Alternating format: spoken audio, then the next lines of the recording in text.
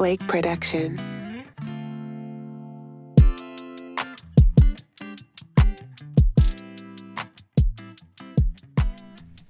Yo, what's going on, guys? We're going to go over the overall markets here, S&P and the Nas, and I just want to break down a few things. We'll maybe add oil in there. So here we have a very interesting chart right now. So it's been 3 months of hard consolidation since the end of December, right? We could even mark it, to be honest, since the beginning of November, because that's where we topped. But majority of what I'm trying to say is this past quarter, right? January, February, March has been fairly bearish. We've been in a downtrend. But I want to point out a few things that I think is kind of leading towards me saying that this is the bottom here. And who knows, right? We could come down further. Crazy things are happening in the world right now. But I like the chances here of this being the bottom. And why I think that is because we've had such a clean, structured pullback into this zone. Like, you could clearly point out the lower highs and the lower lows in this chart. There's definitely some algos in play driving price lower. And for whatever reason, they lead us right back into this major zone around 12,900 to 13,100 area.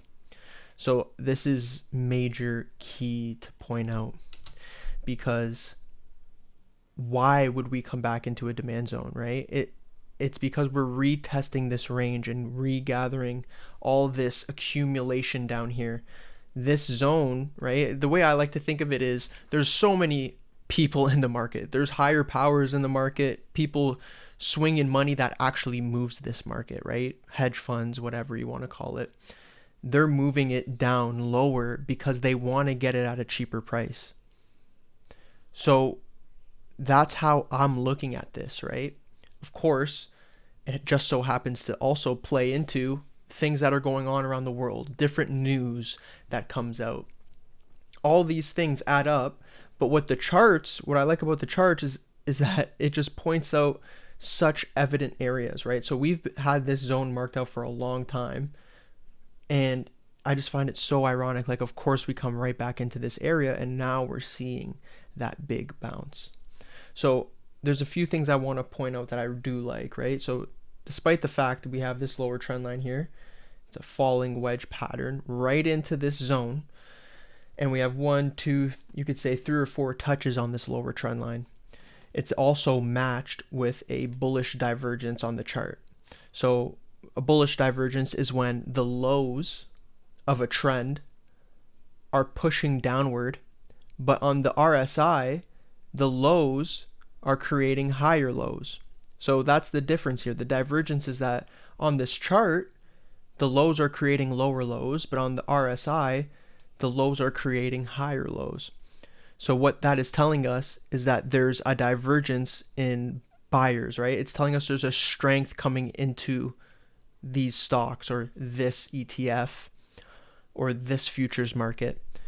It's telling us that the buyers are starting to step up despite the fact that price is moving downward.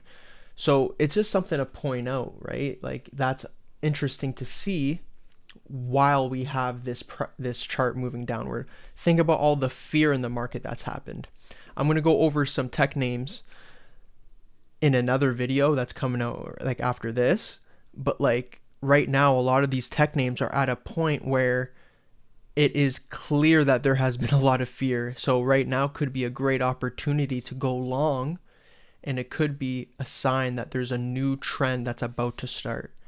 So we want to point this out. This major zone here we're breaking out, and we want to see, are we going to potentially back test this and then run at some point? That could be the case.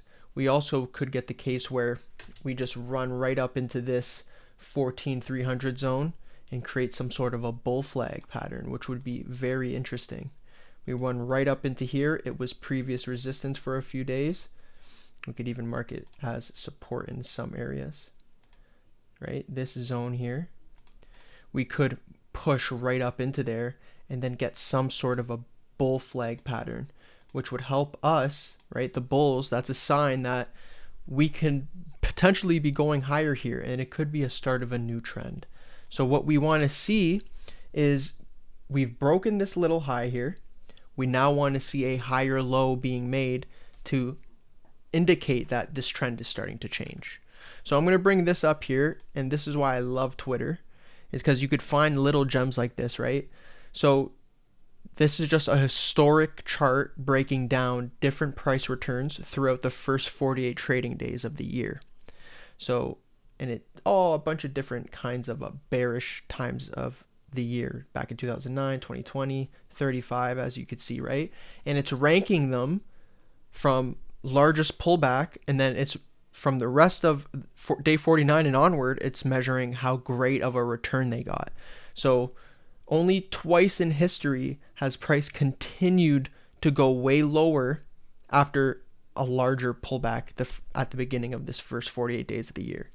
So I think it's interesting to see, right? Again, we can't really say like, oh, this means we're going to zoom right back up to all-time highs. Like, it's a potential, but it's just showing that like when there's a lot of fear introduced into a market, that creates the buying opportunity, which is why you saw so many years that there was a strong price increase after the first 48 days of it being bearish. So I think that's interesting to point out. Now, when we look at the S&P, it's very similar, right? We got a really similar chart here. We're coming back into a major zone, structured pullback, falling wedge pattern. It's all very similar. So it's nice to see, right? This is telling us the markets are starting to answer, right? So what I'm going to do is I'm going to post another video with maybe like 7 to 10 stocks, and they're going to be around tech stocks-ish or growth stocks. And I'm just going to point out where they are on the chart and why I think they could be a potential long opportunity. Because when we have both the S&P and the overall markets, S&P, NAS, starting to make bullish price action, and then you start to see individual names set up with bullish patterns, it's a little bit telling that there could be a nice push in the market. So don't sleep right now. Like, this is a great opportunity, I think, ahead of us. Think about like what we've gone through, right? So much bearish price action. So many charts demolished. Right now could be a great opportunity. Oh yeah, we'll go over US oil real quick because I wanted to point out one quick thing. Over the past 3 months, right, money tends to flow in these markets. In my opinion, it's a lot easier to see now because it's in hindsight, but near the ending of December 2020, we started to see a nice push in oil. We also started to see the S&P and the NAS get a huge dip. So what I like to think that is interesting to point out is that now that this huge run in oil is in a consolidation phase, where we're about to hit a 26% pullback just in a few days. This right here, what we see, could be money leaving oil to come back into these names that have gotten absolutely castrated, for the lack of a better term.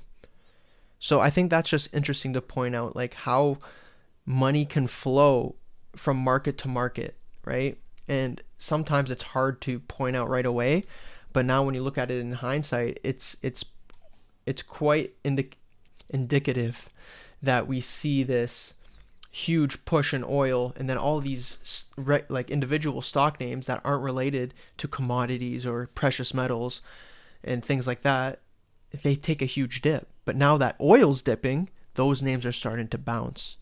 So I'm going to go over some of those names in the next vid. Peace.